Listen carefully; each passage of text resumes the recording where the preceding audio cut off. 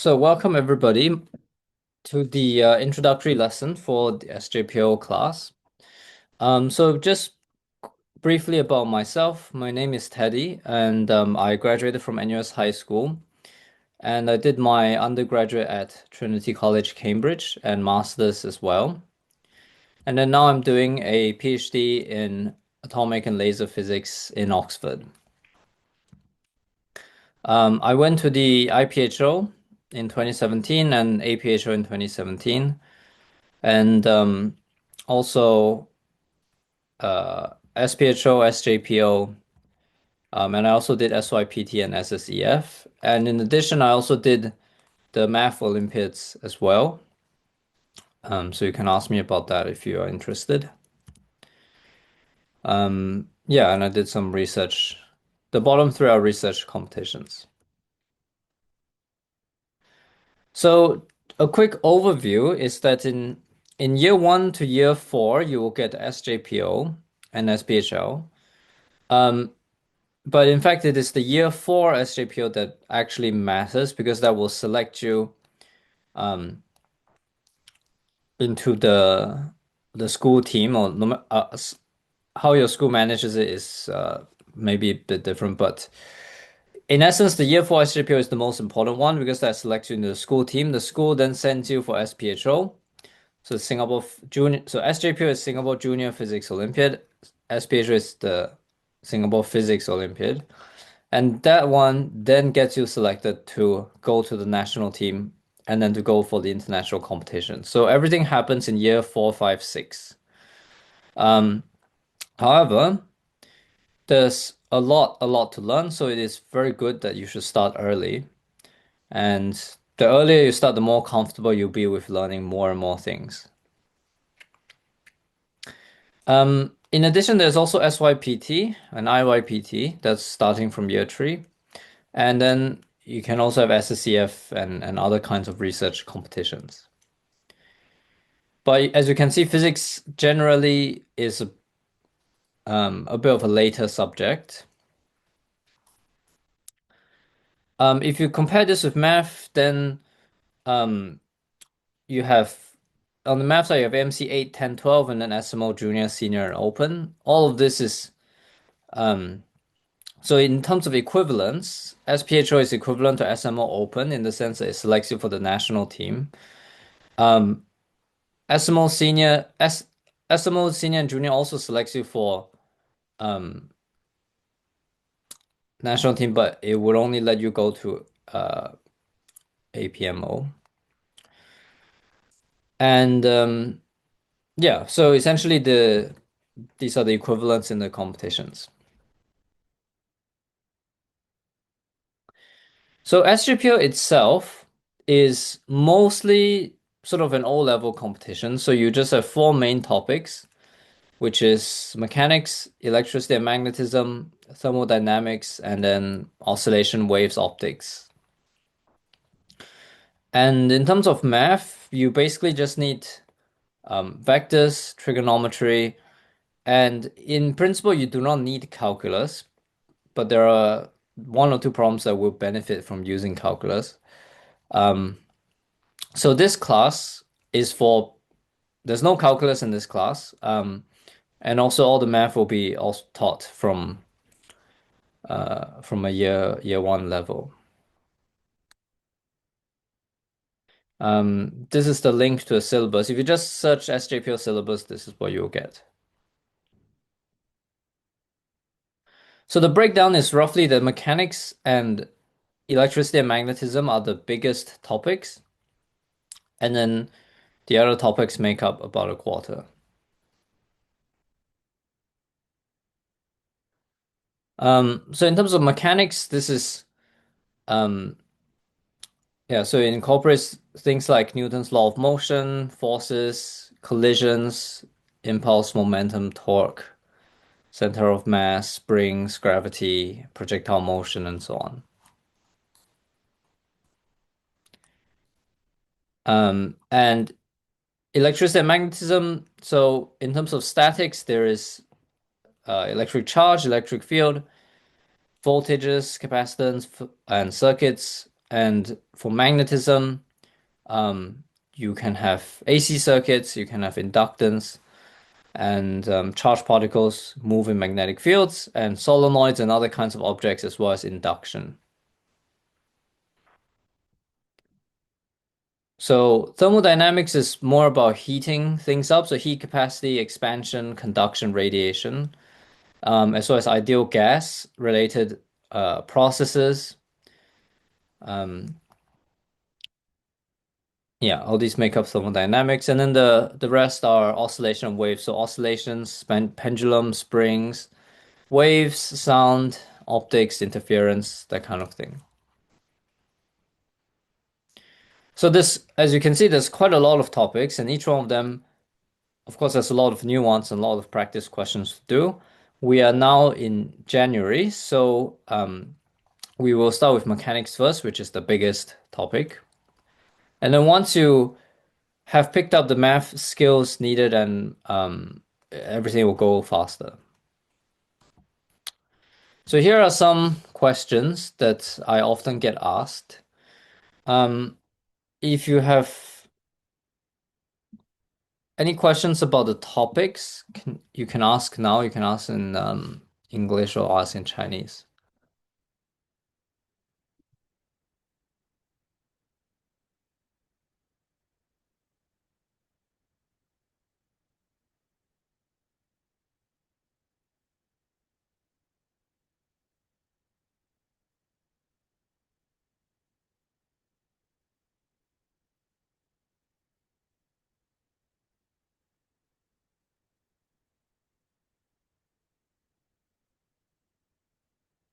Um, so my personal recommendation is that you should also look into doing Math Olympiad because that is the more um, it's more suitable, and also it helps you with math, which does help you with physics.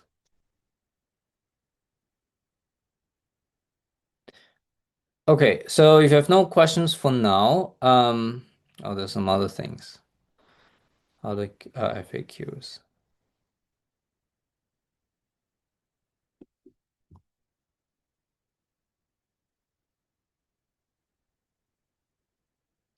Yeah, so I would say the main benefit of learning Physics Olympiad right now is that you save a lot of time in school, because in school they teach essentially we are learning the same school syllabus except from a slightly different perspective, because we are more interested in calculation and the Olympiad type problems than writing a bunch of explanation and stuff. So learning right now will help you go faster in school, but it is in terms of topic, it is the same as school as up to O level, but it's just that we're doing it in a much more quick and rigorous way. Okay, so here are the dates, okay, um, of this class. So today is the 14th, and this is a trial class, and then it will be on Wednesdays for January to February, and then on March onwards we have not yet decided, but we could change to Saturdays, or we could stay, or something else. Um, After a few lessons, I think you'll get a feel for whether this suits your schedule or not, and then we can um, vote among the parents. Okay, so we have a question. Is SJPO training helpful for research competitions? Um,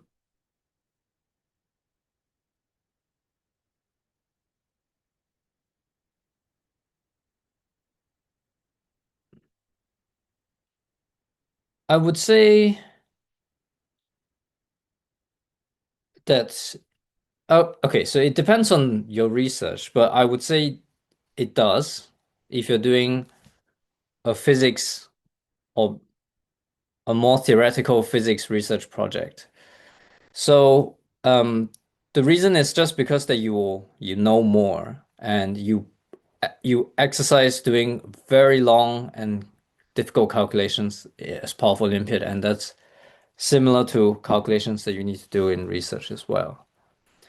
It is a bit different in the sense that you think about quite different stuff in research, so you have you also need to pick up like computer skills and coding and so on. But that's in terms of the baseline physics, in terms of looking at equations and working through them, I think it's very helpful. So each class is 2 hours long, like today.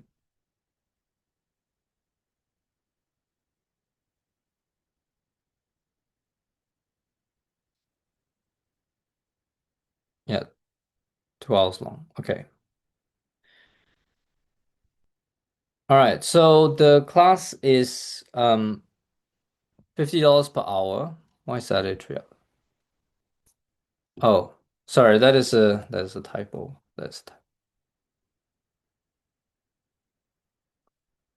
Um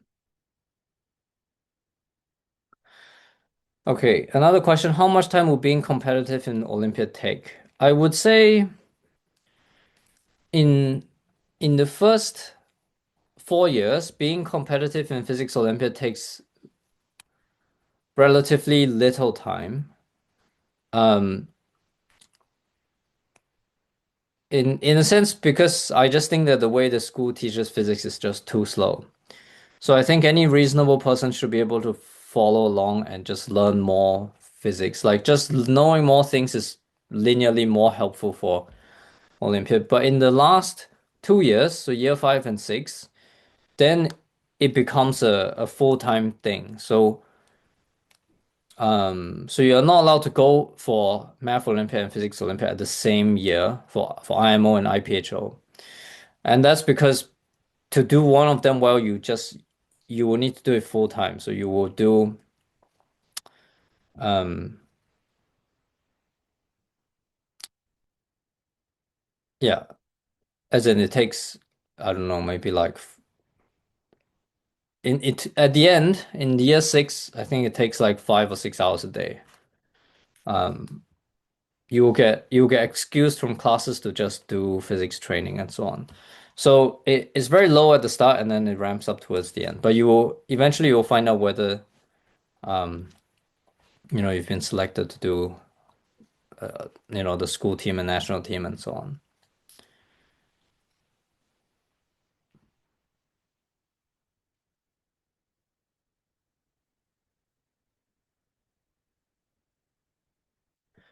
Okay. Yeah, so there will be a Google Classroom. You guys will get Google Classroom. I put all the notes on there. And if the class finish or you decide to pause, you know, stop attending the class, you will still have access to all the notes. And there will be a WhatsApp group for students and then WeChat group, and then you can ask me questions as well by messaging me. Um, so your okay, I got another question. So if you're year two, yeah, so your physical age doesn't matter. It only goes by the school age. So um, I think if you look at this list, only the year four SJPO actually does something. So this is just practice essentially. It's just like getting medals for fun, for no particular purpose. But only the year four SJPO actually matters. What medal you get. So yeah, I think if you start in year two, it's perfectly fine. You have lots of time. Um, Great question.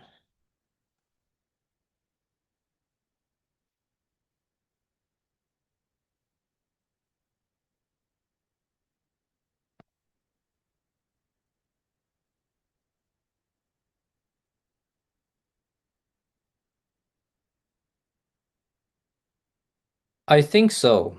You have to ask your teacher, but I think you should be able to. I think it is SMO Open that makes this distinction between physical age and school age. Um, like the Math Olympiads do.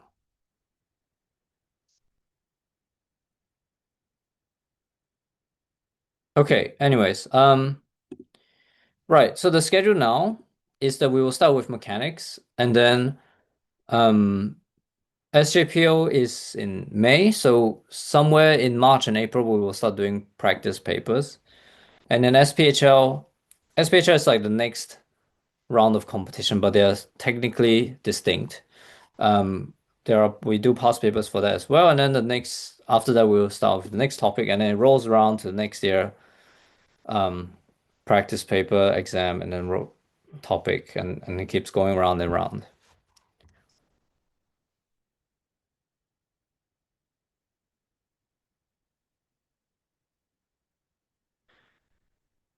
Okay. Yeah. So in terms of the other classes that I have, so for now, if you're year one to three, you can start with the beginner class. And then in year three to four, I would recommend starting to learn calculus. So the other class that's currently running um, on Saturday night is the same thing, but with calculus in all the topics. And then you have to get selected into your school physics Olympiad team. This one, um, every school does the selection a bit differently, but you have to get into the school team. The school will send you to SPHO, the Singapore Physics Olympiad, in year five. And then that will send you to the national team selection test and so on and so on. And I also have a class which prepares for IPHO.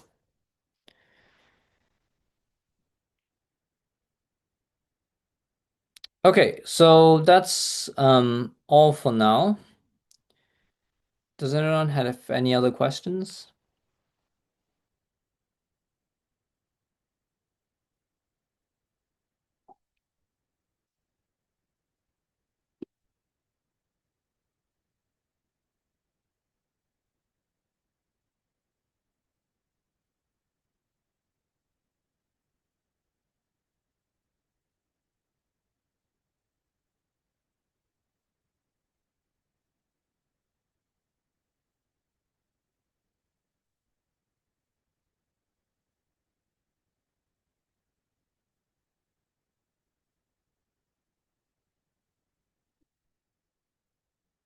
Um,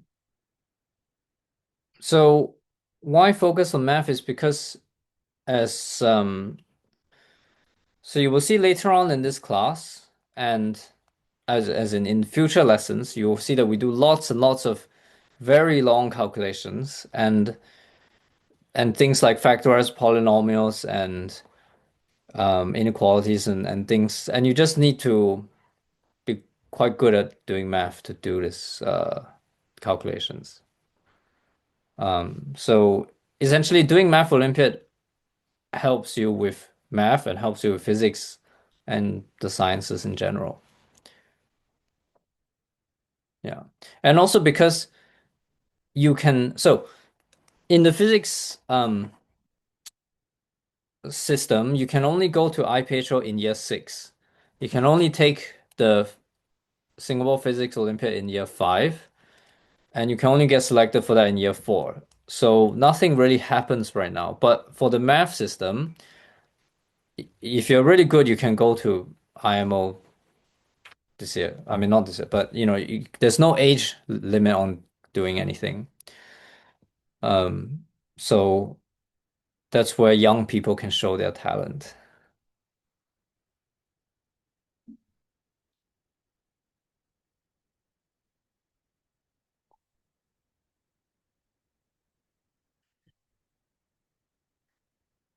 Okay, so in terms of class, there's two kinds of way that I teach this class. So you would have received this notes, and this notes is fairly detailed. So what happens is basically I will talk through the notes and fill in the blanks, and then um, and what you do is you copy down what I write. And in another way, I would just start with a blank page and then start talking, and then you also copy down everything. So I would recommend that either you print out all the notes and then you copy everything and then you keep them in a file, or um, or you have like a big notebook and then you copy down everything properly. Um, so sometimes I will say, please copy this. And then sometimes I will say, don't copy this, listen first. Um, but in any case, the way to learn things is really just to write it down. Because if you just watch people do things, you will, it's very hard to take it in.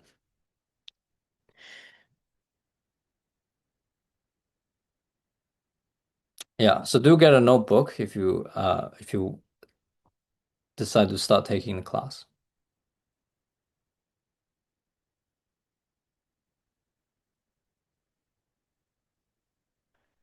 Okay, so the notes I sent you is one dot motion, but of course, you know a there's a topic before motion, right? In physics, there is always a topic at the there's always a topic at first, which is measurement, right? So what I will do now is I'll just spend about 15 minutes very quickly to talk about measurement and units.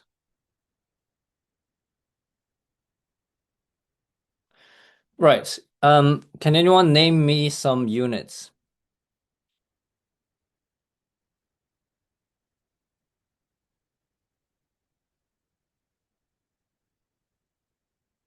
Right. So we have meters, second, um, moles. Moles is technically it's very slightly different unit, but so I think the most basic units that we have, at least in terms of mechanics, would be mass, so kilogram, length, and time, right? So the question is what do these actually mean? What does a kilogram actually mean? So I want you to imagine that or indeed it was in ancient Egypt, and you wanted to keep track of mass and length and time. So without any of this modern computers and stuff, how would you come up with a unit for that? So the Egyptians have the cubit as so okay, there's no need to copy this. This is just a prelude. So the Egyptians have a cubit for length. That's essentially the length of the forearm, and it is the pharaoh's cubit. But the pharaoh is not really there when you need him all the time in every field in up and down the Nile. So basically, they made rulers, and they stuck these rulers into the Nile, and based on where the flooding and water level is, the Egyptians could make very good calculations of what the harvest will be that year. Um, so this type of measurement is called an artifact. So basically, you make a measurement based on something that you 100% trust. Um, so that's a length artifact. I think it is said that in China, people started to use grains of rice to make length measurements. And of course, in England, there was the foot and things like that. But essentially, it was all defined by some very arbitrary object, right? And this arbitrary object can actually change in length itself, which was not so good. So you will get things like this pharaoh's length and that pharaoh's length. Okay, how about time? So time, um, before clocks were invented, the only really unit you have of time is just day and night. But we now know that the t duration of a day does change as you go around the sun, especially if you're not on the equator. Um, so essentially, there was no particular way to tell time other than just saying midday. Um, and in terms of mass, um, there was also no, you have. eventually people develop standardized jugs of water and so on, but measurement is very hard back in the day. Um, so what happened was in 1920 something, people made these artifacts. So people made the international prototype of a kilogram. So they made this essentially this titanium cylinder thing, and it's supposed to be 1 kilogram, whatever that means, right? What is Nobody knows what that means. But anyways, they made that thing and then they made eight of them and they gave them to like different countries, and then they keep bringing them back every 5 years, and they find that in every country the definition of a kilogram is different, and it keeps drifting. And for some reason, it drifts upwards. So every year, the standard of a kilogram kept getting heavier and heavier. So this is not good, obviously. Um, so and there was also the international prototype of the meter. So they made this titanium ruler basically, and they kept it in Paris. And they also find that this length of the ruler keeps changing. So essentially, artifacts suffer from this problem in the sense that they are not universal. So what do we do nowadays, being um, a modern civilization? So the new solution, which the National Institute of Standards and Technology came up with, is to so we now only have one artifact. So we can now define the second as from the atomic transitions of cesium.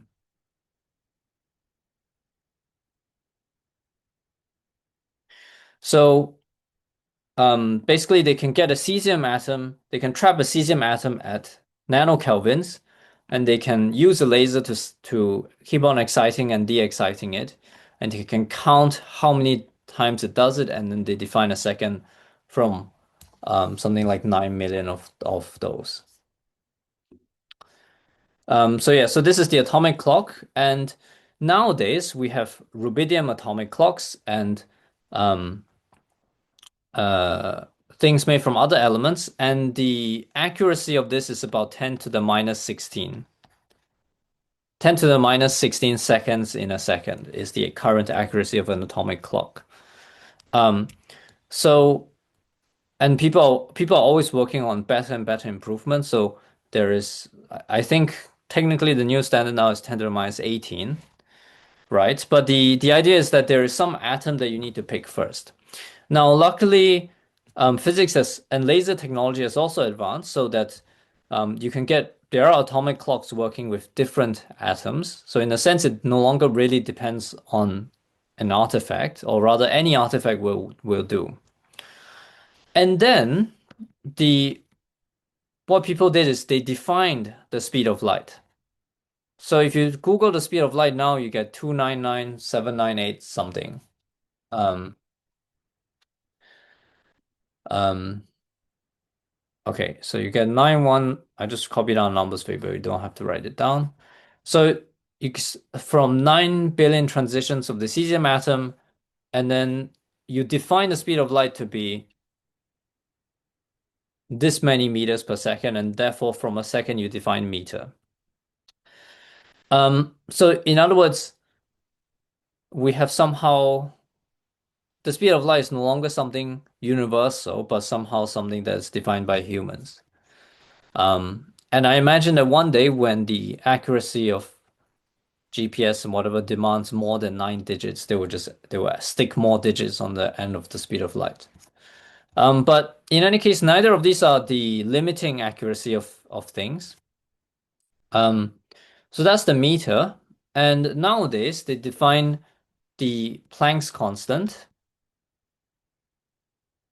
to be 6.626 something something times 10 to the minus 34. Um, so the speed of light will give you meters. And then the Planck's constant will then give you kilogram. So everything is now based on the second, which is then based on a cesium atom. So there are also other things with, so they also defined the electric charge, and they literally just defined the mole to be some number, um, the Avogadro's number.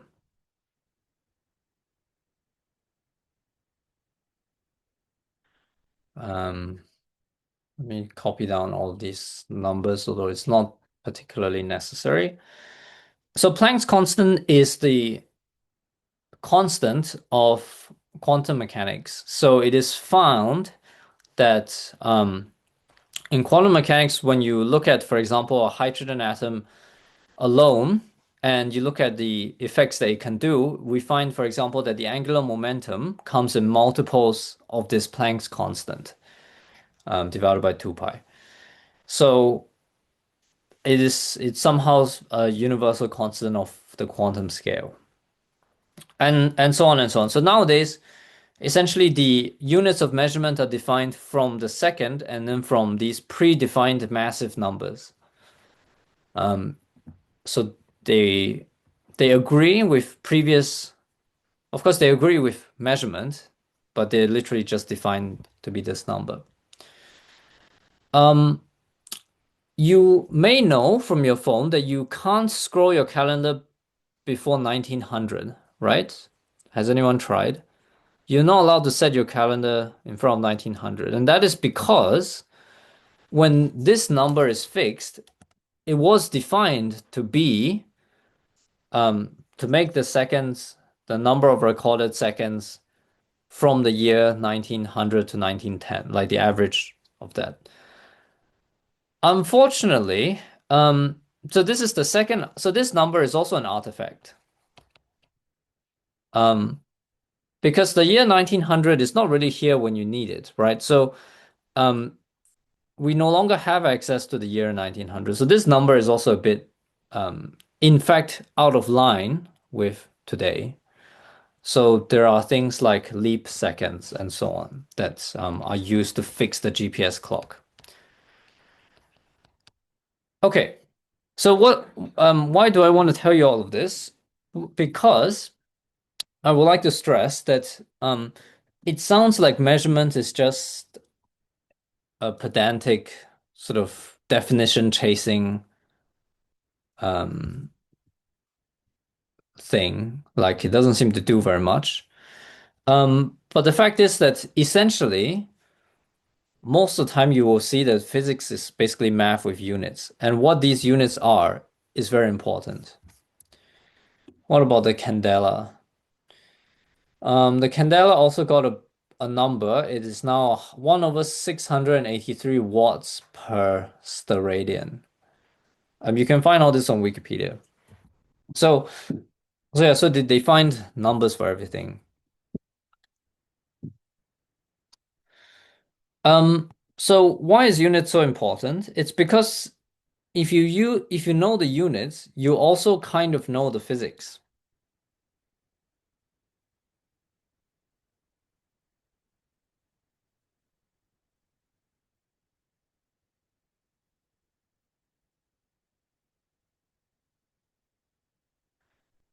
right? So for example, if you search the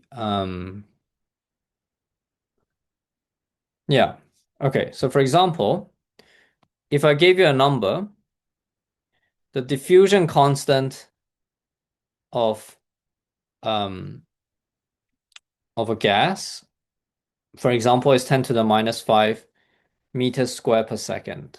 And then I say I have some gas and I let it all diffuse, and I want to know um like I have some very concentrated gas and I just let it diffuse. I want to know what the radius is as a function of time. So just by looking at the units, I think you can tell that it must be, and there can literally be no other way in physics that it must be radius squared divided by time with some proportionality. right? You look at all the possible variables in your problem and they have units. And if you're looking for some answer with some units, then a lot of times there is literally only one way to make that happen. And if you like this kind of physics, then fluid dynamics is full of this kind of physics. Because in fluid dynamics, which is really hard, as you know, the um, Navier-Stokes equation is like $1 million prize problem. But a lot of things can be done in fluid dynamics just by looking at the units and looking at the scaling, the ratio, the power of things. So this must mean um, that the radius is proportional to the square root of time just by looking at these units. And it is if you search it up.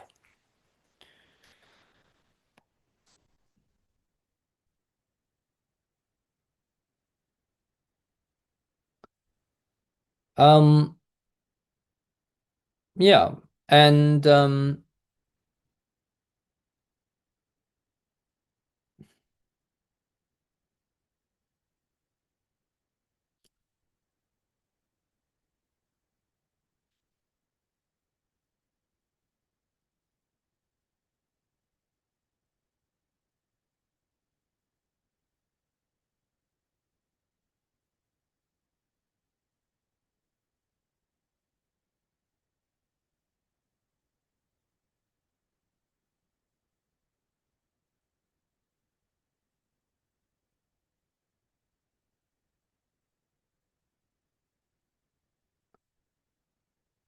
okay.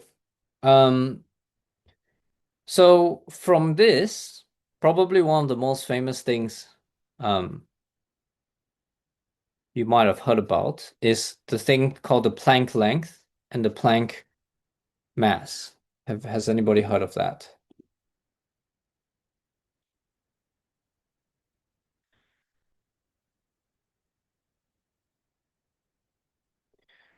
So the Planck length is a length. So imagine the universal constants you can use is speed of light. Okay, sorry, let me move this down a little bit. So suppose the universal constants that you allow to use is speed of light c, um, gravitational constant g, and Planck constant h, h bar here because it's divided by 2 pi, but you know. And also the Boltzmann constant. So speed of light is speed of light. Gravity, Planck constant is quantum mechanics, and Boltzmann stuff is thermodynamics. So if you only allow these four units, and then you do the same game of trying to figure out what combination of stuff makes the units, you will find that the Planck length is proportional to square root of hg over c cubed. Um, and the Planck mass is proportional to hc over g. So what is this length? This length is roughly 10 to the minus 35 meters, and this mass is roughly 10 to the minus 8 kilograms. So in other words, we are in um so yeah. So since the 1920s, quantum mechanics was invented, and then we had all these exciting work on particle accelerators and CERN, and we found the standard model of particles. So we now have a pretty good theory of quantum mechanics, and we have a working theory of gravity from Einstein. But we currently do not have a working theory of quantum and gravity. And this is where you get people working on string theory, loop theory, and that kind of thing. But it's very much still work in progress that you know, people wouldn't be able to guess what the actual correct theory is. And this is just the Planck length and Planck mass is essentially telling you a scale that your theory has to be correct at. So if you have a quantum theory of gravity, it has to be correct at this length scale, right? And this length scale is a ridiculously small length scale. And if you combine these two things, you get a black hole, essentially, because it's too small for this mass. So your theory of quantum gravity also must have black holes, which is quite a big ask, really. Um,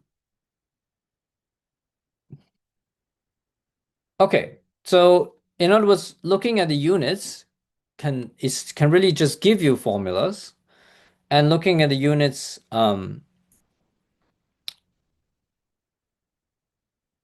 tell you what the scale of your problem is. So there are lots of people who are doing science. Doing um, they're doing science, and what they do is they are basically employed to just improve the measurement of units and think about new ways to define units so that eventually one day it will be very helpful. Um, okay, so I think that's all I wanted to say about um, units and stuff. Would anyone like to see another example of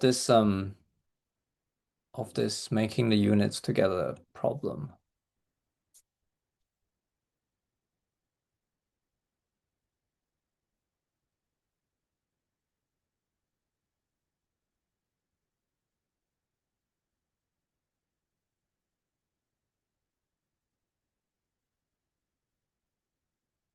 So if I give you another example, for example, um, you know the air resistance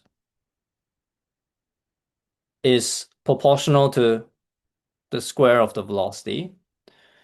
Then if I take some object with mass m and I start with some velocity v and it has air resistance, I want to know um, how long does it take to stop? So I'm just going to give this coefficient a name, which is b. Okay, so surely this stopping time t really only depends on mass v0 and also this b, right? So in other words, you have to assemble this answer. Like it doesn't matter how the physics works out. The answer has to be assembled from these variables because these are literally the only variables. And um, yeah, so mass is, as you know, is like kilogram. Um, velocity is meters per second. And what is the units of B? So the units of force is kilogram meter per second square. Speed is meters per second. So this must tell you that the units of B is kilogram per meter, right? So you just have to use these units to assemble the unit of time. And I hope you agree that you will need 1 over V0 because then you can get a second out of this.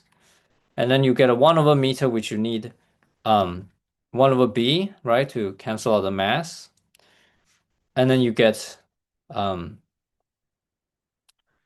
over kilogram, which you need this mass to cancel.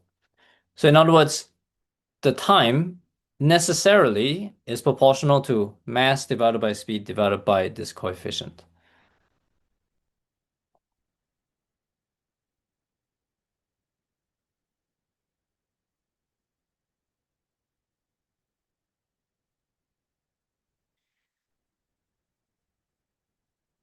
And that's without doing, in effect, any physics on Newton's second law or things like that. So this is a real problem from SJPO, and there are more problems like this, and this is actually an essential skill, which is if um, when you solve a problem, you write down some answer, does it have the right units? If it does not have the right units, it is instantly wrong for this kind of reason. Okay, all right. So that's all I want to say about units. Is everyone happy with this?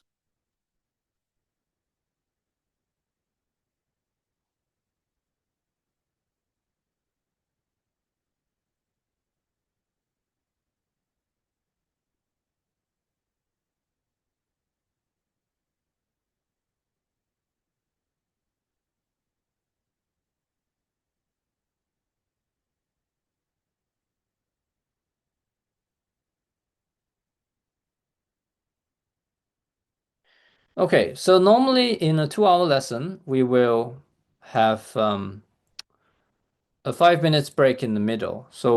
Um, um, so what I'm gonna do is I'm just gonna quickly read through a little bit of the notes that I sent you, and then we'll take a break, and then we'll start doing the notes. Okay. So at first, so this set of notes is concerned with motion, which is things moving around, and the words we have for things moving around, which you need to know, is displacement. Um, so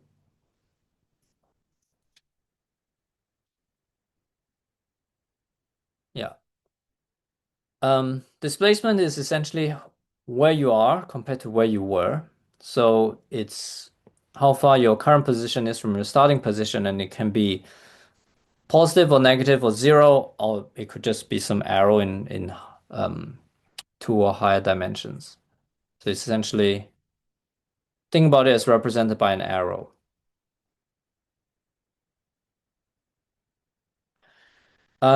Usually you'll get this word called rate of change of something. That means the change over a period of time, so like 1 second, for example. So in terms of motion, there are two words, which is speed and velocity. They are different things. So the velocity is the displacement, the rate of change of a displacement over some time, and the speed is um, essentially the magnitude of the displacement. So let's say you are here and you are in a car and you're going this way. So this is your velocity. So your speed is just the number like 10 meters per second or something, and the velocity is 10 meters per second in that direction. So it has a direction as well as a magnitude, whereas the speed is just a magnitude.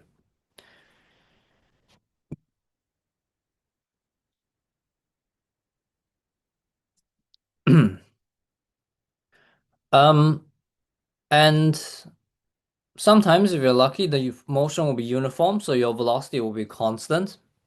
So that's just things essentially going in a straight line. And when we have plus or minus, we always need to define what the plus actually means. So we will define a positive direction first, and then you can start describing something with whether it has positive velocity, if it's in the same direction, or negative velocity in the opposite direction. And most importantly, if something um, if something goes around and comes back to the same point, then the average velocity is zero because the average displacement is zero. Whereas it would have traveled a distance, right? If you go around in a circle, you would have traveled a distance at some speed. But if you are at the same point again, then the displacement where you are compared to where you started is zero, and the average velocity is zero. Okay, does it make sense, all the words that I've said?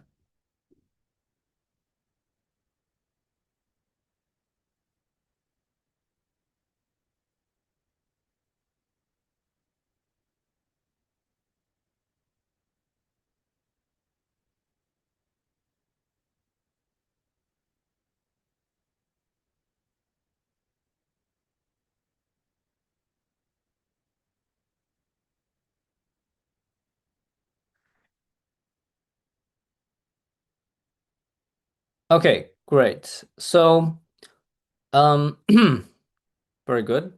So we have some letters that we often use, right? So we will often use X for position, D for distance, and sometimes S as well for displacement, or D with an arrow, and H for height, V for velocity. And if you put a line above something, it means the average.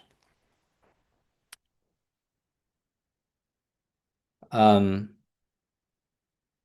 MKS just means meters, kilograms, seconds.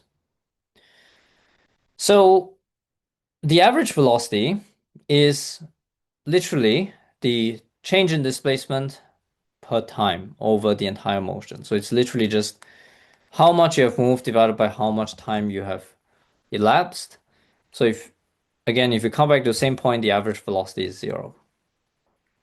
Now, we also have an instantaneous velocity, and this is usually what people mean by velocity, which is to take the limit or take the gradient instantaneously. So you don't have to worry about the calculus, but essentially, I'm trying to say that there's a difference between the average velocity and the instantaneous velocity. The instantaneous velocity being um, the exact rate of change, like at that point. So the average displacement then is the average velocity times time, and therefore, if you add on the starting position x0 or x naught, then your current position will be x equals to x0 plus average velocity times time.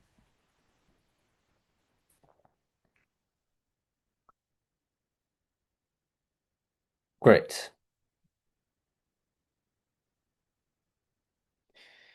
So, as I said, gradient of what? Gradient of x against time. So if you draw x against time and you have some line, then the slope is the gradient of this line. So the slope is this triangle. If you draw a triangle on this line, then you take the height versus the, I think what we call it is the rise over the run.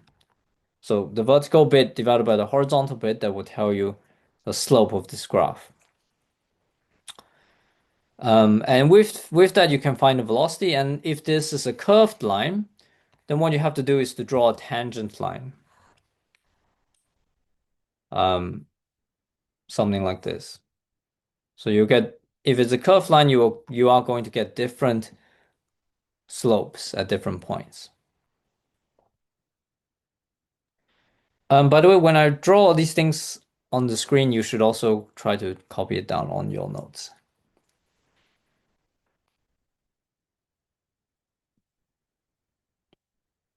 So if you look at this example of displacement against time, we see that starts from 0 and then goes up to 8 and then comes back down. And the slope here just is, you can use the big triangle. You'll find that this is 8 over 2 or plus 4 meters per second and 0 here and minus 2 meters per second. So you should always be very careful in using the final minus the initial. Okay. So if you're doing this in school, your teacher might insist that you write, for example, for this one, they will insist that you write 0 minus 8 divided by 8 minus 4. Because the final point is displacement 0 and time 8. The initial point is displacement 8 and time 4. And then usually you will write the units only at the end. Yeah, because easier that way.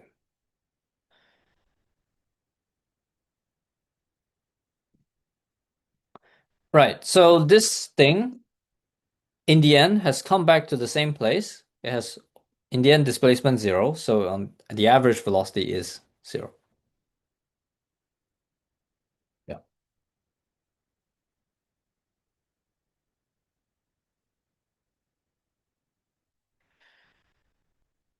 Good. Good. Okay, is everyone following so far? Why don't we take a 5 minutes break right now before we start doing some other stuff, other problems. Anyone has any questions about the organization of the class and things?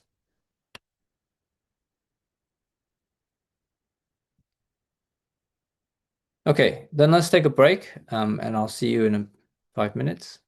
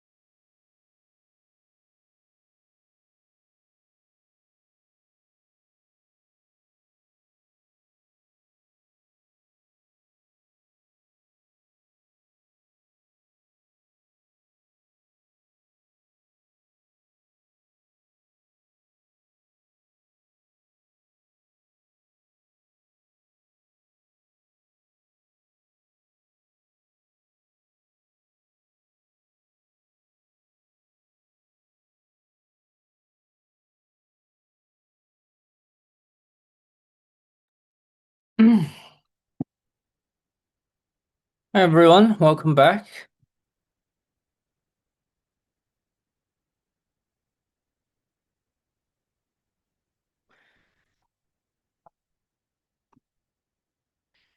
Welcome back.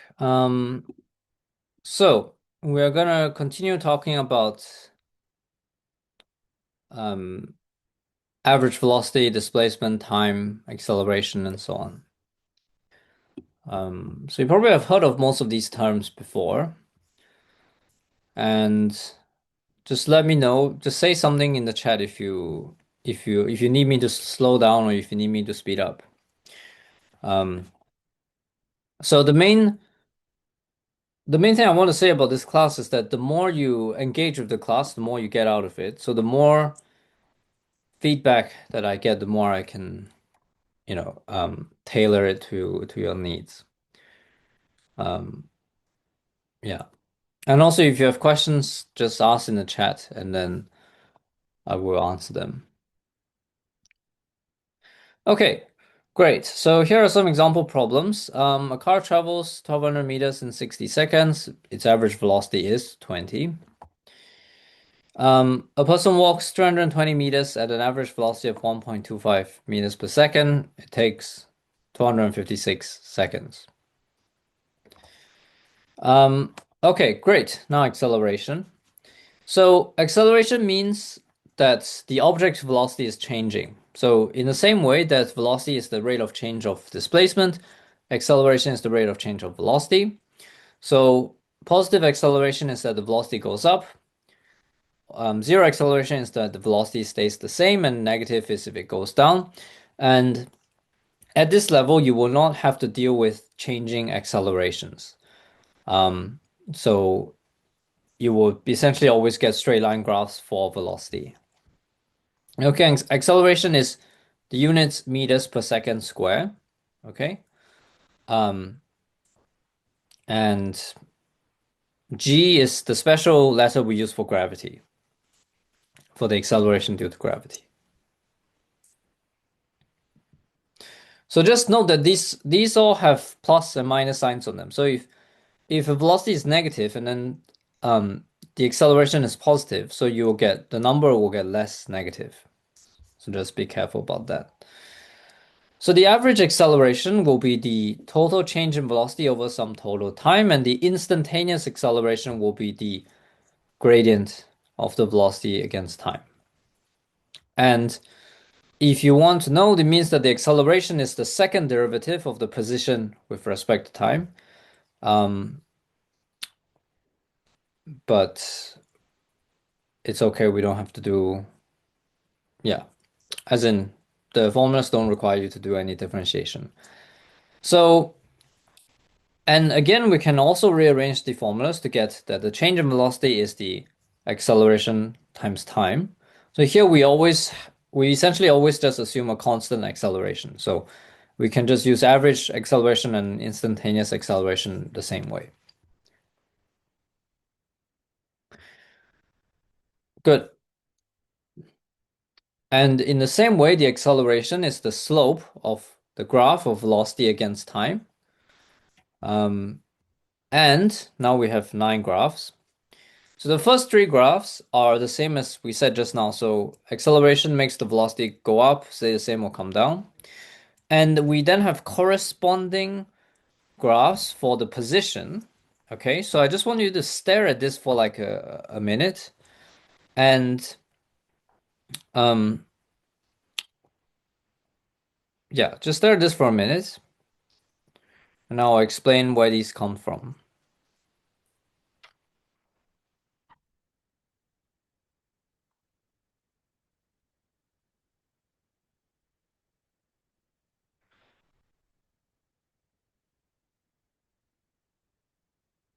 So believe it or not, these are actually the same thing because in terms of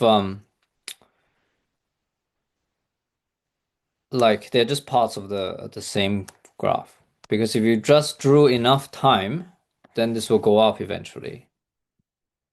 Right? And if you just drew enough time, so these are just two halves of the same graph.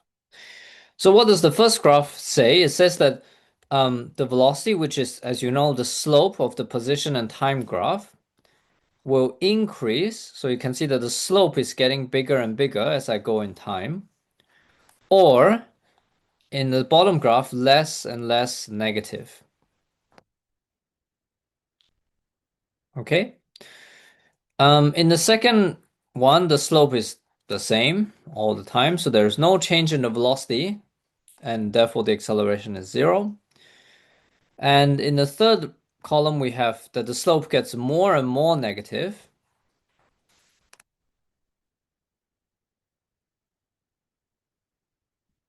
The slope gets more and more negative or less and less positive, and that indicates a negative acceleration. So the trend that this sixth graph is trying to point you towards is that positive acceleration means that the graph of position against time or displacement against time is concave up, or some people will call it convex. And then negative acceleration will be concave down or simply concave. And if the acceleration is zero, then position against time is a straight line or linear.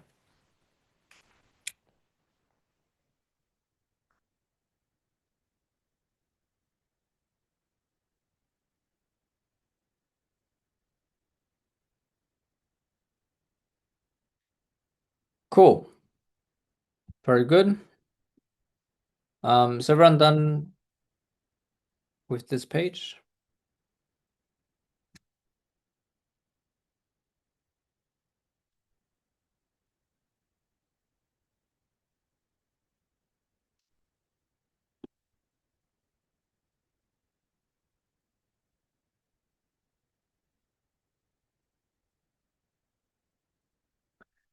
So usually you would remember that a convex graph, like a smiley face, concave graph is like a sad face, um, for positive and negative acceleration.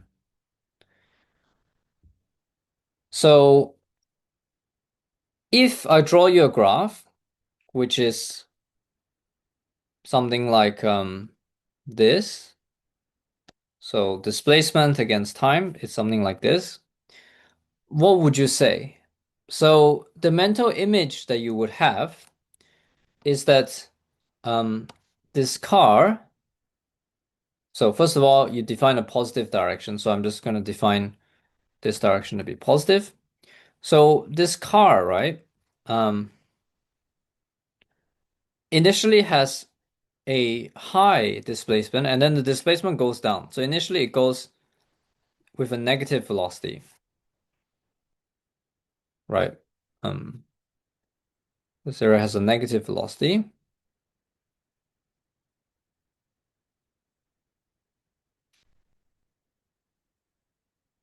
And then here it has no velocity because the slope, the gradient is zero, like it's flat.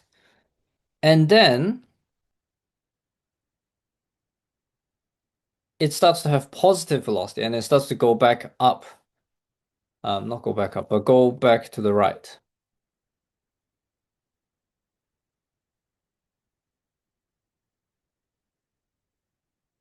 Okay, and the velocity gets more and more positive.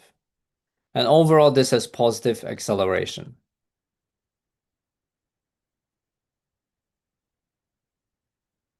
So essentially what you're seeing is a car turning around in this graph.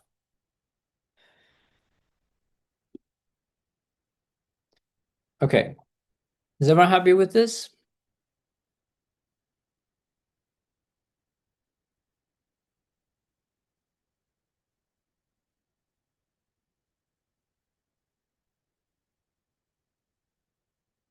Can you guys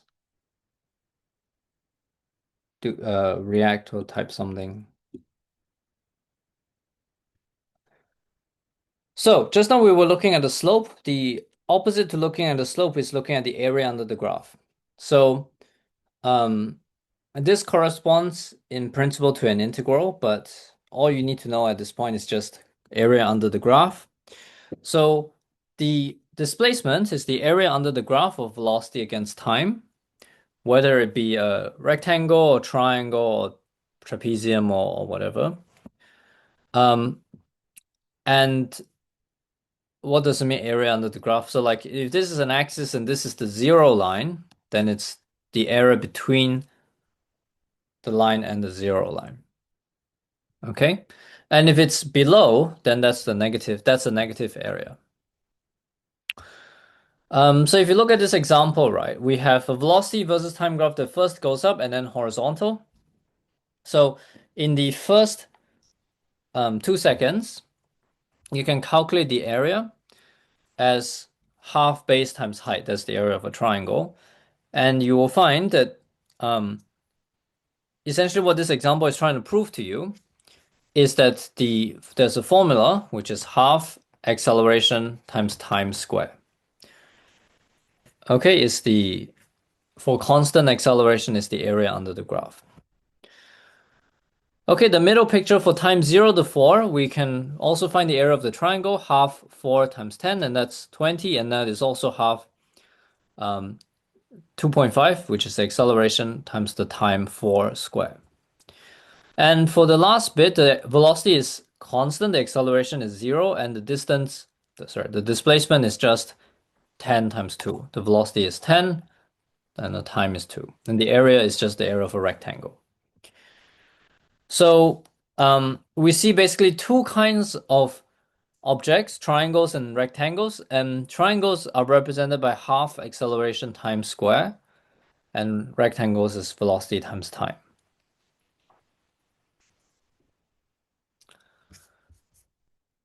Therefore, if you combine these two things together, and also you have to keep into account that the average velocity is not the start or the end velocity, but it's the average. So if you start from some velocity and then go to some other velocity with an acceleration, then what you need to do is you will start with this v0 and then you'll go to some other velocity. So in other words, the total area under the graph is actually a trapezium. So the overall master formula for this thing is velocity times time plus half at squared, half acceleration times square. Okay, and in this case, the final velocity, v final, is the initial velocity plus acceleration times time. And if you want to know, then the average velocity is only half of that, like plus half, so halfway between the initial and final velocity. Okay, so you could also write this as the average velocity times time. So how do you count the area of a trapezium? You can count it as a rectangle plus a triangle, or you can do the formula, which is top plus bottom times height divided by 2. So it's the same thing.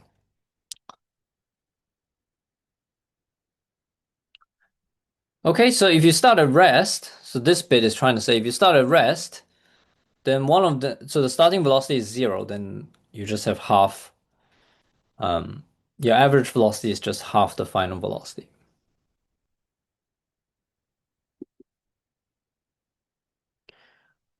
Right, so this is the first formula. Okay, so this is, okay, I'll just write it down, area of trapezium. Area of trapezium is triangle plus rectangle, but is also bottom plus top divided by 2 times height. So different ways to write this formula.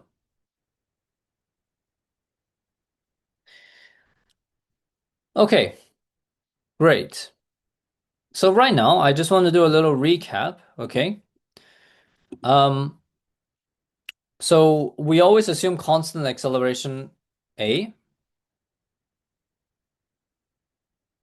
So what I've done is I've opened a new blank page on the notes. So this corresponds to you also writing this down on the blank page. So let's say we have some initial velocity u, and we have some final velocity v, and let's say we've been going for time t, and we have displacement s. So the formulas that we have just learned um, is what?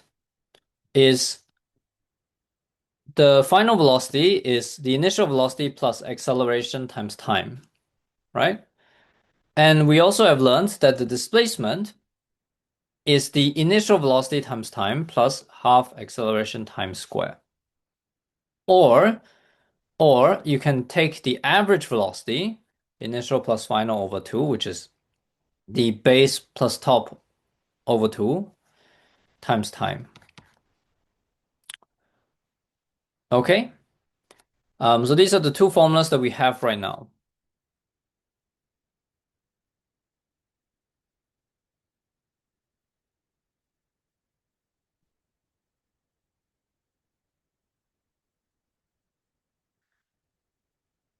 Right.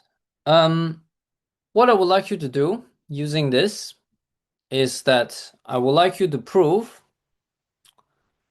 I'm just going to write as theorem 1.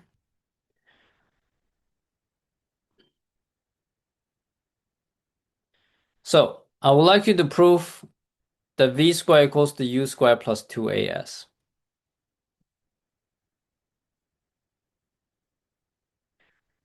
Have a think about it.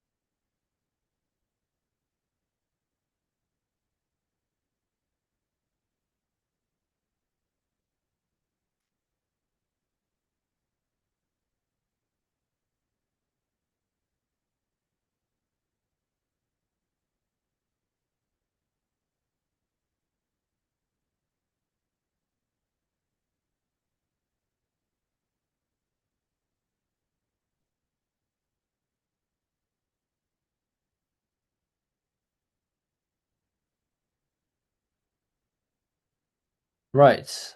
Let me know if you have any thoughts.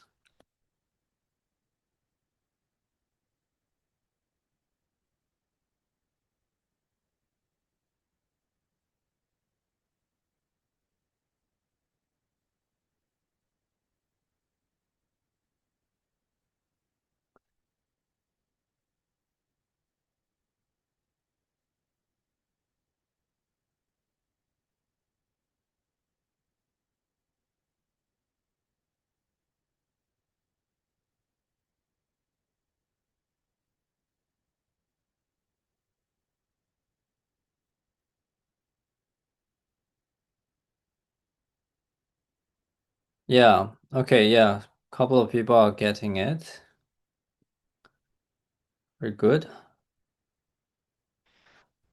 So, while you're doing it, I'm just gonna explain what this formula means. Is the point is that we have 5 variables, S, U, V, A, T, and then we got rid of one of them, right? So we have now a formula which is just V, U, A, and S.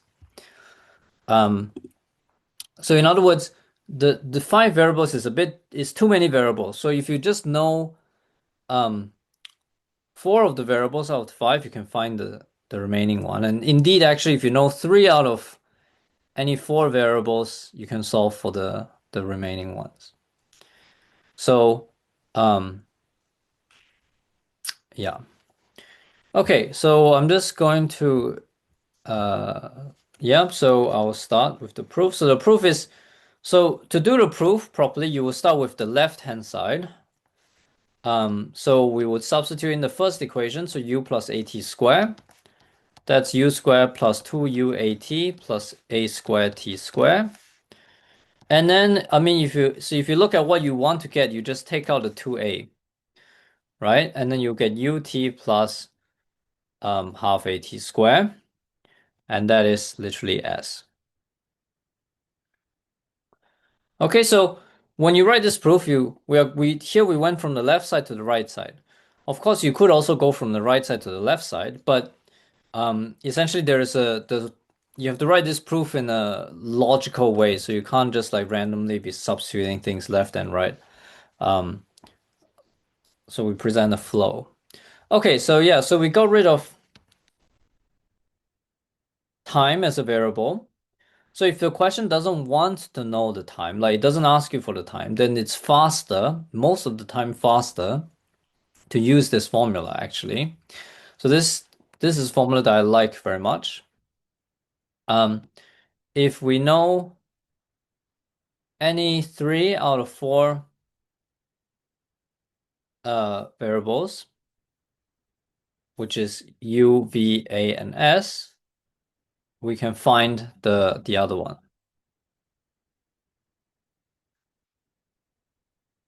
And then you can find t as well.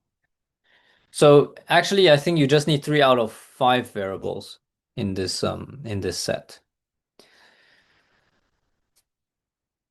Okay, very good. So we have now proved that. Okay, so by the way, right, I changed what was previously v0 to u. Why did I do that? Because I want you to develop this sense of algebra in the sense that it doesn't matter what the names are. If I give you a new name, you will just put that in the algebra.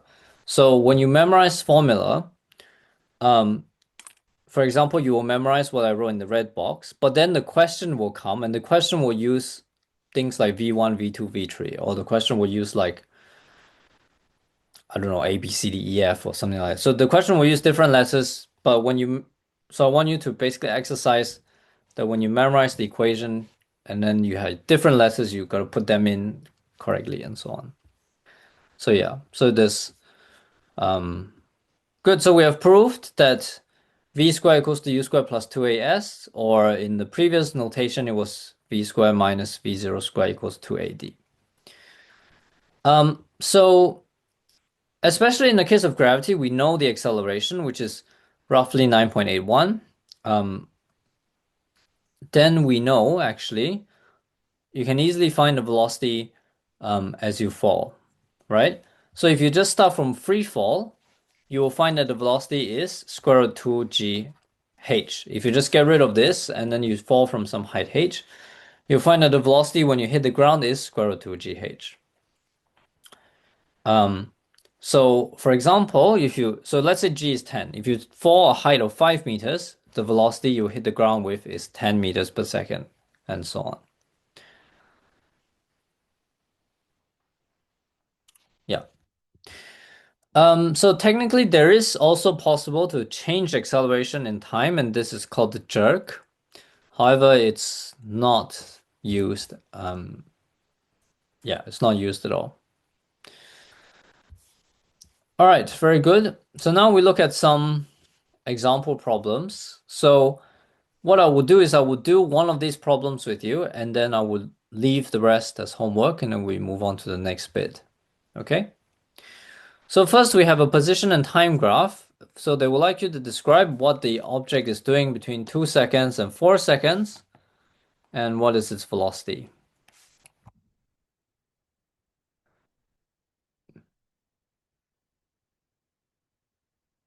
I mean, yeah, as in they just want you to say what is its velocity. Um,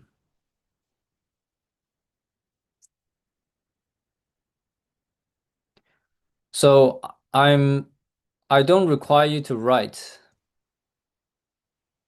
any essays or anything. So um, of course, in school you will have to write things like the object is in motion with constant velocity in the positive direction, that kind of thing.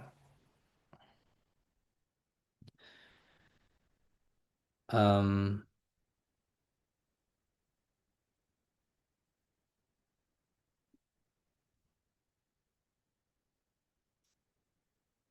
yeah, so if you look at the slope here, then if we do it properly, so we take final 54 minus initial 18, Final 4 minus 2, this gives me 18 meters per second. Okay? So in particular, it is plus, so it's moving in the positive direction. Between 6 and 7 seconds, I mean, you can see that the velocity is going to be 0. So if you want to write, then that's 72 minus 72 divided by 7 minus 6. So in other words, it's 0. Um, and then finally, between 8 and 10 seconds, that's here. What's the velocity between 8 and 10 seconds?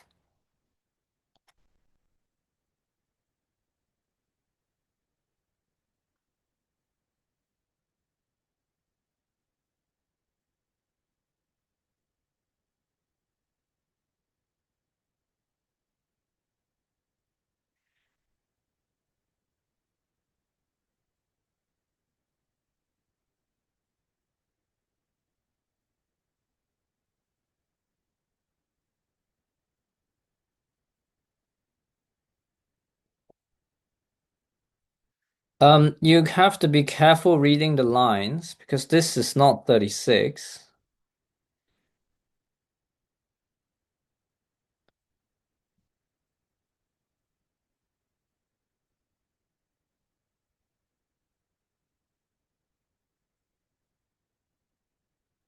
Um,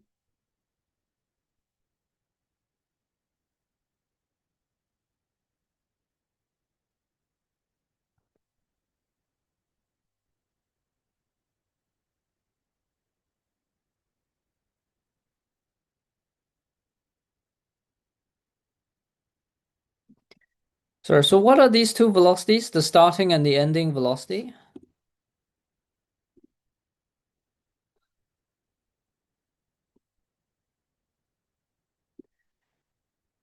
So each of these boxes represent how big? So you have 18 for three boxes. So each box is 6. So you have 42 here and 66 here, right? So what's the velocity? So the velocity will be final is 42.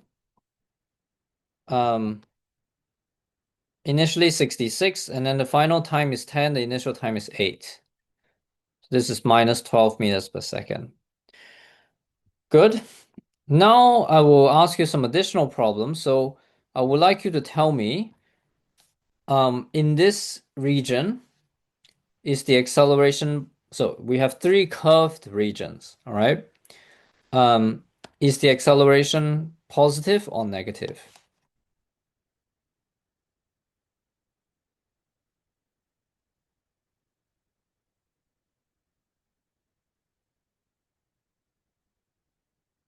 So recall that previously we discussed the acceleration having to do something with the smiley face and the sad face of the shape.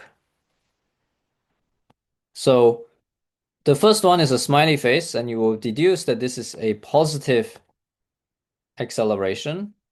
However, the next two are sad faces. They're going down, right? They curve downward. So these are both negative acceleration. You can also see that from the fact that the velocity was 18 and then it slows down to 0 and then goes down to minus 12. So the velocity is decreasing. The curve is sad face. The acceleration is negative. Very good. Um, very good.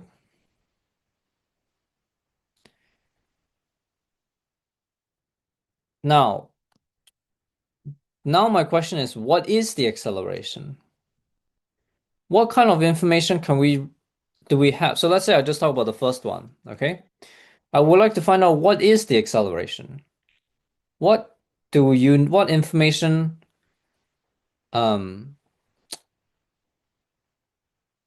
yeah, do we have enough information to find out what the acceleration is? So I assume there's a constant acceleration, right?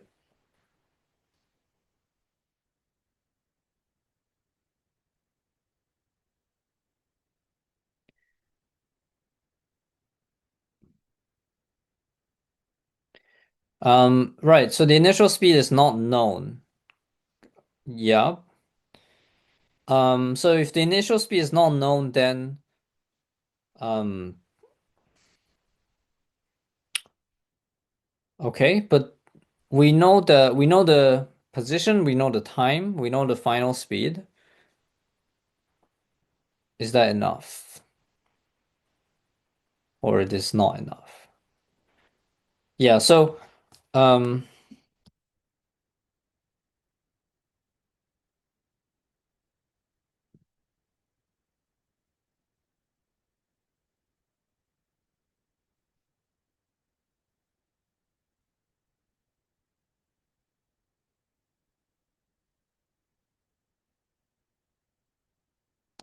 I think it's actually enough, right?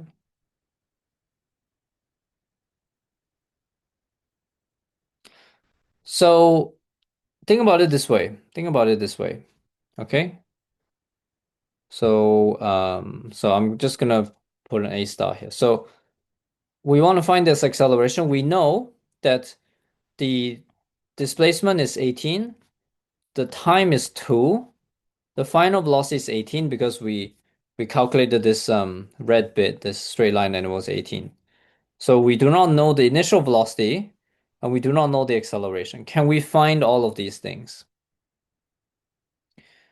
So this goes back to the thing, right, where the displacement, as you said, it is ut plus half at squared, but it is actually also initial velocity plus final velocity over 2 times time, right? It's the average velocity times time. So if 18 equals to 18 plus something divided by 2 times 2, what does that mean?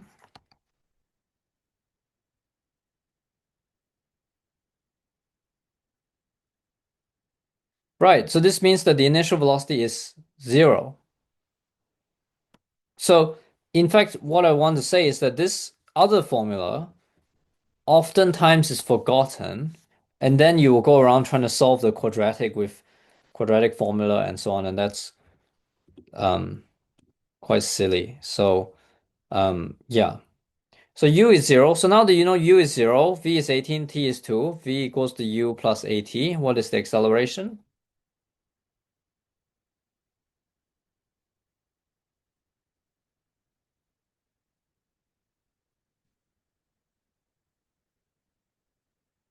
9 meters per second square. Very good. Very good. So similarly, I would like you to think about the second one. So if this is the problem A star, this is the problem B star, C star. So I would now like you to think about the second one. We go from 54 to 72. We have initial speed 18, final speed 0, time 2. What's the acceleration?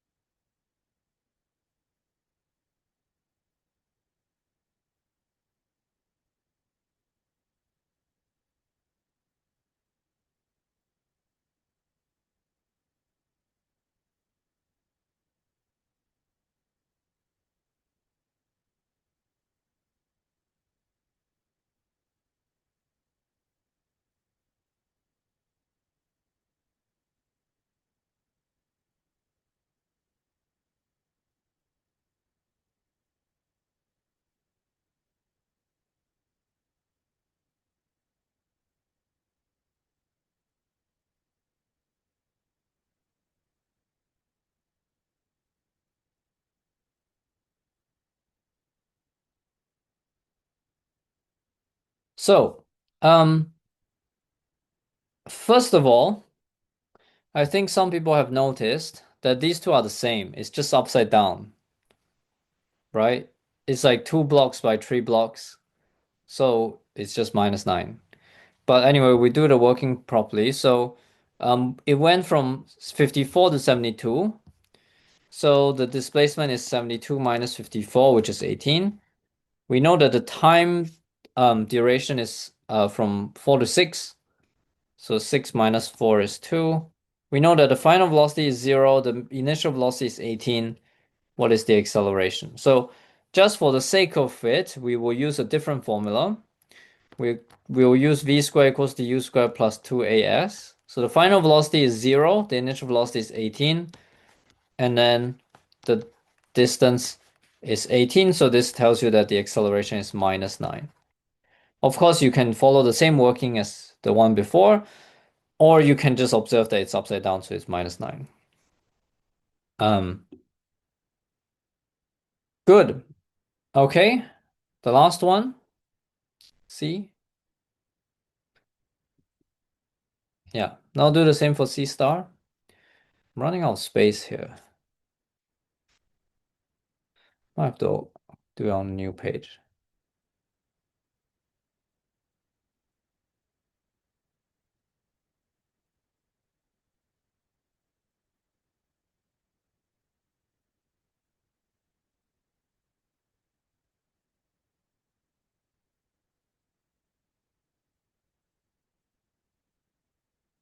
So what would be the acceleration for C star?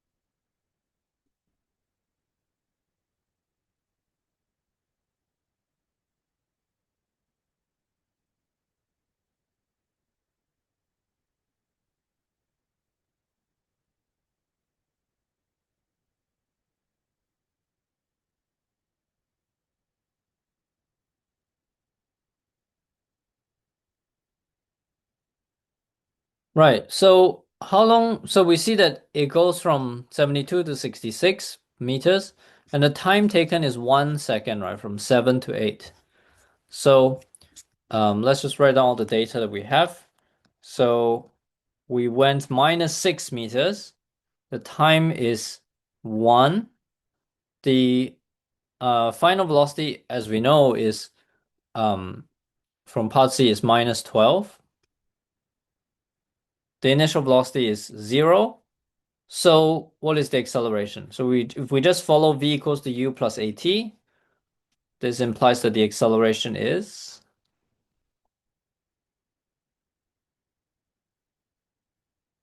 minus 12, right? Meters per second squared.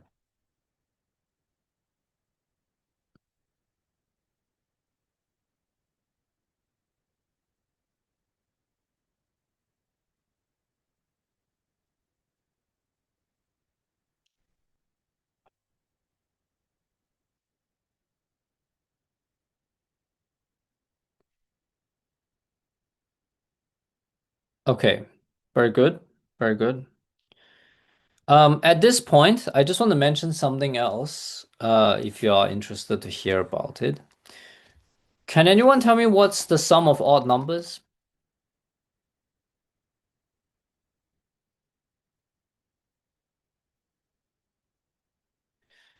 What's the sum of odd numbers?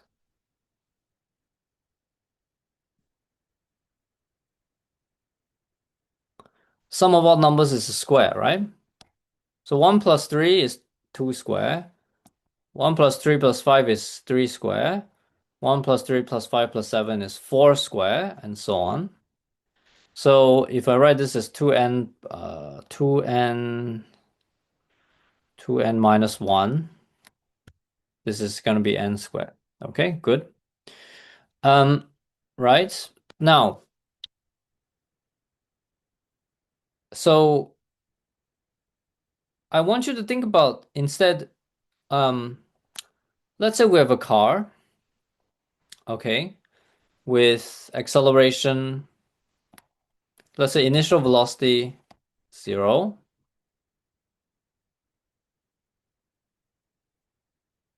and the acceleration is 1 meter per second square, let's say. No, no, let's say 2 meters per second square. I would like you to think about how long does it travel from within 0 to 1 second, and then how long does it travel within 1 to 2 seconds?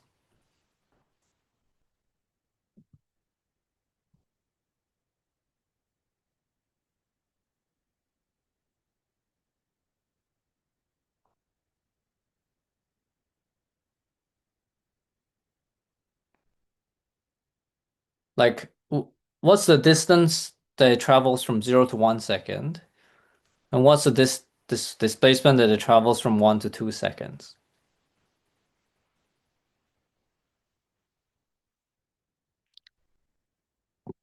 So with the formula we have is ut plus half at square, right? So initially this is starting with 0, so it's just half to 1 square, so it's 1 meter. How about from 1 to 2? So you're gonna have to do also the velocity. So at this point, the velocity is 2, right? Because you have been accelerating for 2 meters per second squared at 1 second. So velocity is now 2 meters per second. And then you apply this to this formula. So it's 2 times t plus half at squared. What would be the displacement in within the next period of time?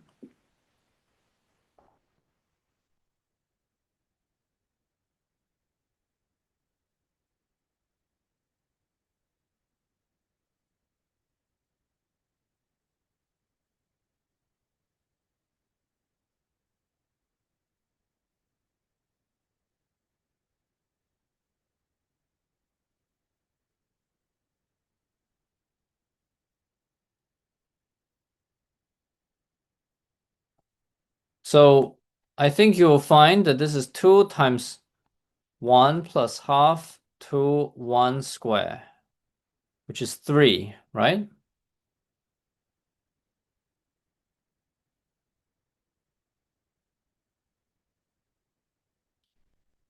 Like I'm using this formula. So can you sort of see what I'm trying to say here with regards to the series I wrote at the top?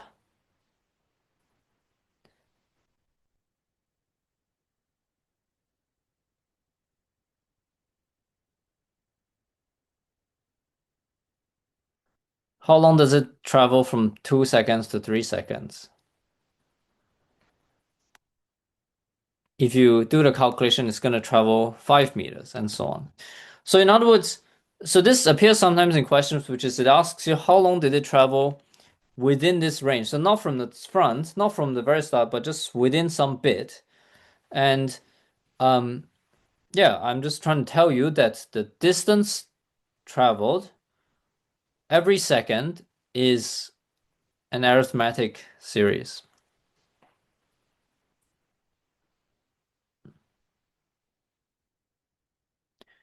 Um, and okay, so the fact that it's an odd number series is because I choose the numbers like that. Of course, if I choose some other numbers, then it will be some other series. But in general, the point is that it's an arithmetic sequence, like it increases linearly. Okay, does that make sense? So if somebody jumps from a building, so the more pertinent example maybe is that if somebody jumps from a building, then within 0 to 1 second, let's say the acceleration g is 10. How far do they fall? They fall 5 meters, right? From 1 to 2 seconds, how far do they fall?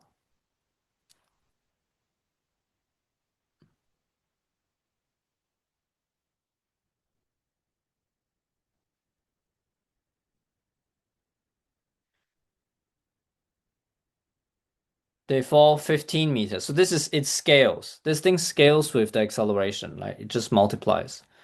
So from 2 to 3 seconds, they fall 25 meters and so on. So yeah, when somebody jump from a building,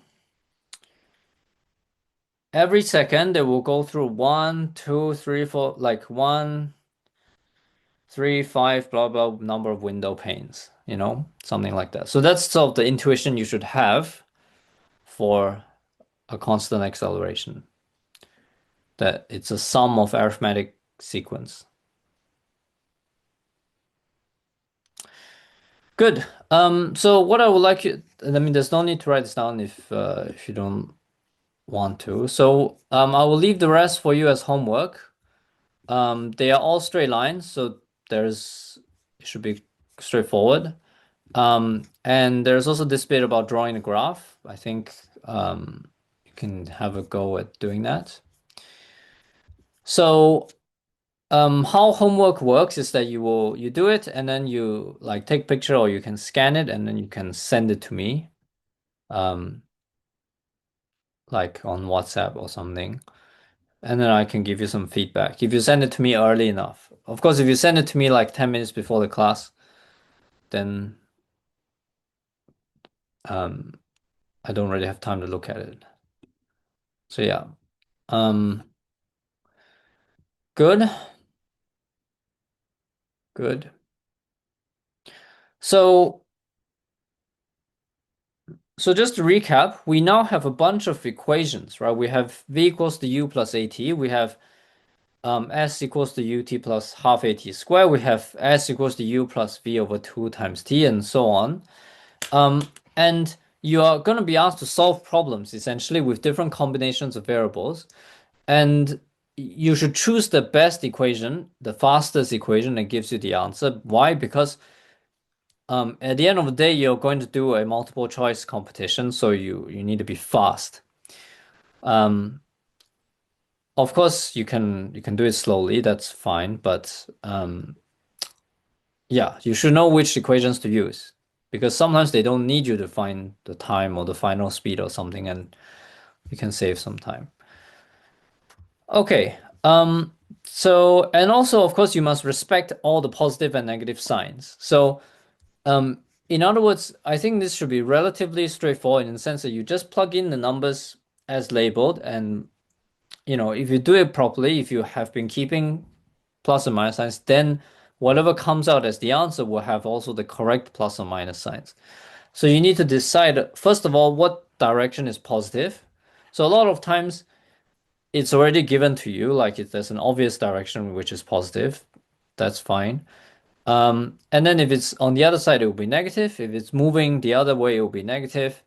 And that'll help you decide if the acceleration, positive or negative, um, and so on.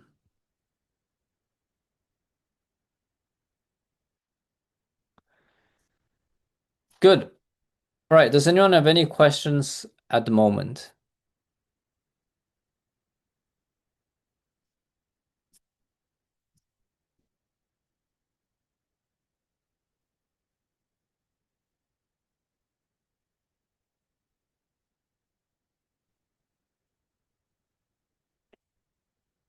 Right. So now here's the next set of homework. I will again do a few of these just to get you started, and then you can do the rest. So number one, we have a race car traveling at constant speed makes one lap of a circular track of radius 100 meters. When the car has traveled halfway around the track, um, so let's say it starts here and it has gone around the track, halfway around the track. So what is the magnitude of its displacement from the starting point? So where is the displacement? Displacement is an arrow that points from start to end. Okay, so the displacement is actually what? It's actually just the diameter, so 200 meters. Okay? And so don't confuse this with the distance travel. The distance travel will be half the circumference, so 100 pi. Um, right? So anyways, yeah. Number two, an elevator is moving upwards with a speed of 11 meters per second, and 3 seconds later, the speed is now only 5 meters per second. What is the average acceleration? So you just take the final speed minus the initial speed divided by the time difference, and that will be the acceleration. So some of you are going to ask, carrying this point zero around, so this is two significant figures, okay? I think your school teachers will soon explain to you what these mean. But basically, because the difference between 3.0 and 3 is that 3.0 means that you are certain that that digit is a zero. Um, where so basically in physics, if you say something like 3.0, you mean it could be 3.05, 3.04, 3.02, 2.98, something like that. Um, within like measurement error, right? So the fact that there is a point zero actually does matter in physics. So if you're calculating numbers together which have a different number of significant digits, significant figures, then the lowest one will dominate simply because of the errors that may come from, yeah, that comes from if that number changes. Okay. Right. Number three, a car starting from rest accelerates in a straight line path with acceleration 2.5 meters per second square. How fast will it travel in 12 seconds? So starting from rest means the initial velocity is zero. And if we use the formula ut plus half at square, then it's just half times the acceleration times the time 12 square. Okay, so you get 180 meters.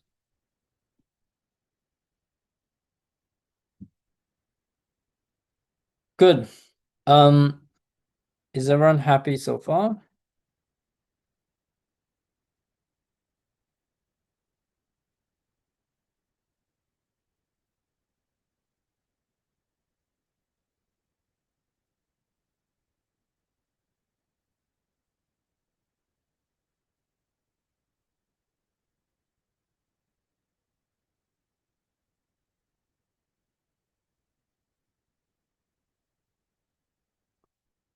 Good.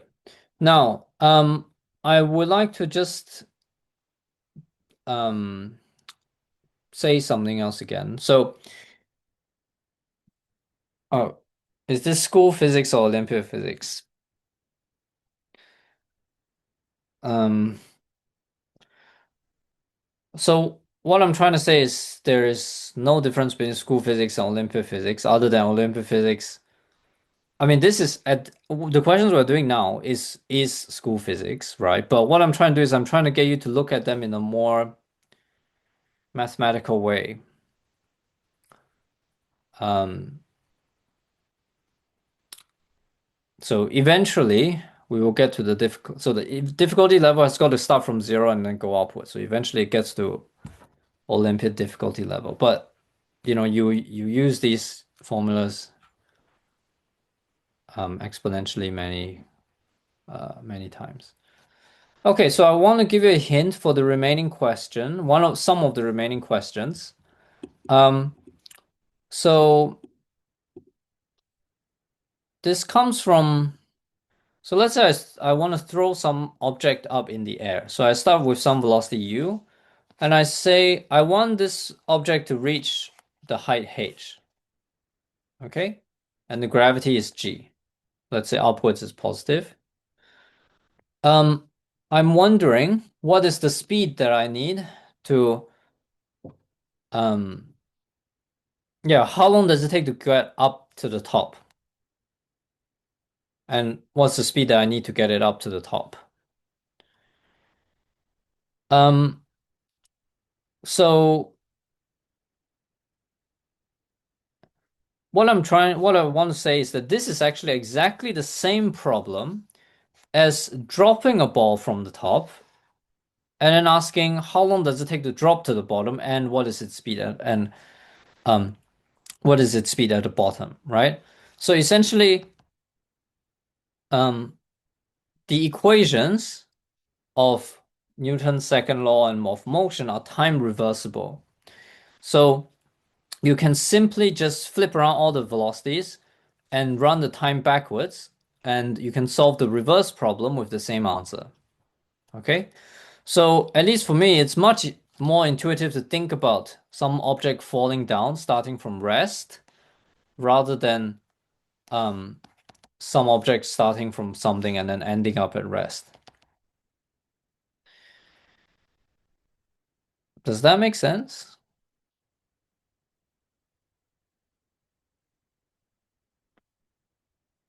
So in other words, if you throw a ball upwards, the two parts, the going up and going down part are symmetrical. You can also put it that way. And if you have some problem about decelerating, it is the same as some problem accelerating, just in reverse.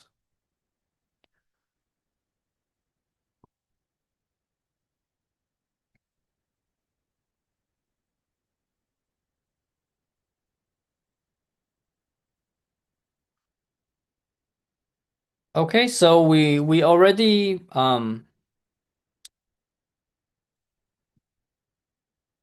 so we know, I mean, here are some formulas that you should probably remember. That the if you drop something from height h, the final speed is square root 2gh. The time taken to drop that is 2h square root 2h over g. And um I would say it's an exercise for you to prove that from the formulas that we know.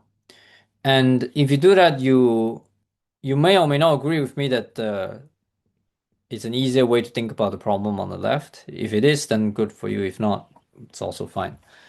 But I just want to point out this like equivalence.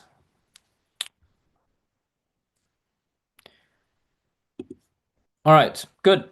So that's the lesson for today. So you know the homework. The homework is to do these bits and do the rest if you, I mean, just have a look and try to do the rest if you can. Um, yeah. And of course, let me know if you think the classes can be faster or slower or something. So after this, you will, if you're interested, you should all be in contact with my mom on WeChat. So just let her know if you want to join the class. And then you'll get sent around a Google form to register and pay and so on. Okay, any questions?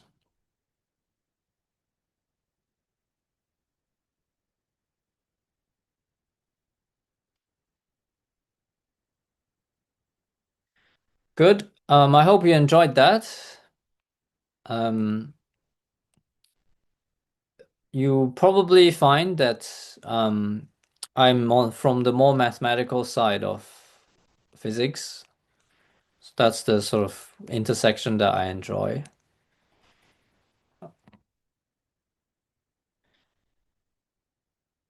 Okay, good. Then I'll hopefully see you guys soon. Bye.